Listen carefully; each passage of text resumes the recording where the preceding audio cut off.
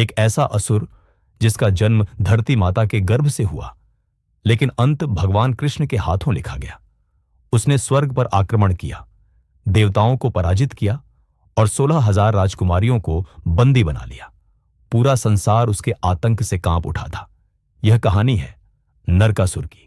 बहुत समय पहले, जब दैत्य हिरण्याक्ष ने पृथ्वी को समुद्र की गहराइयों में छिपा दिया था, तब भगवान विष्णु ने वराह अवतार धारण किया।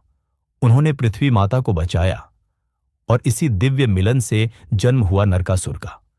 जन्म के समय वह दुष्ट नहीं था, वह एक तेजस्वी और शक्तिशाली बालक था। जैसे जैसे नरकासुर बड़ा हुआ, उसकी शक्ति भी बढ़ती गई।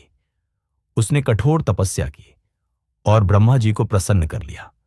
ब्रह्मा जी ने उसे वरदान दिया, तुम्हारा वध केवल तुम्हारी माता के हाथों ही संभव होगा। यही वरदान उसके अहंकार का कारण बन गया। अहंकार ने नरकासुर को अत्याचारी बना दिया। उसने स्वर्गलोक पर हमला कर दिया। देवराज इंद्र तक उसकी शक्ति के सामने हार गए। नरकासुर ने माता अदिति के दिव्य कुंडल छीन लिए और देवताओं को अपमानित किया। स्वर्ग में भय और अंधकार फैल गया। नरकासुर का आतंक यहीं नहीं रुका। उसने अलग अलग राज्यों की 16,000 राजकुमारियों का अपहरण कर लिया। उन्हें अपने विशाल महल में कैद करके रखा गया। पूरा आर्यावर्त उसके भय से कांपने लगा। देवताओं ने भगवान कृष्ण से सहायता मांगी। तब भगवान कृष्ण अपनी पत्नी सत्यभामा के साथ नरकासुर के विरुद्ध युद्ध के लिए निकले। लेकिन यह युद्ध केवल धर्म और अधर्म का नहीं था, यह एक मां और पुत्र के भाग्य का युद्ध बनने वाला था। युद्ध आरंभ हुआ। नरकासुर ने अपनी पूरी असुरी शक्ति लगा दी। आकाश अग्नि से भर गया और धरती कांप उठी।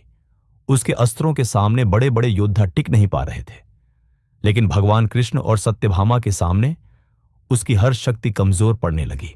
कहते हैं, युद्ध के दौरान भगवान कृष्ण कुछ समय के लिए मूर्छित हो गए। तब सत्यभामा ने धनुष उठाया और नरकासुर पर प्रहार किया, क्योंकि सत्यभामा स्वयं पृथ्वी माता का ही अवतार थी। और इसी प्रकार ब्रह्मा जी का वरदान सत्य हुआ। नरकासुर का अंत उसकी मां के हाथों हुआ। मां सत्यभामा के आदेश अनुसार श्री कृष्ण ने सुदर्शन चक्र से उसका वध कर डाला। मृत्यु से पहले नरकासुर ने भगवान कृष्ण से एक अंतिम इच्छा व्यक्त की। उसने कहा, मेरी मृत्यु के दिन लोग अंधकार पर प्रकाश की विजय का उत्सव मनाएं। तभी से नरक चतुर्दशी मनाई जाने लगी, जो आज दीपावली का एक महत्वपूर्ण भाग है।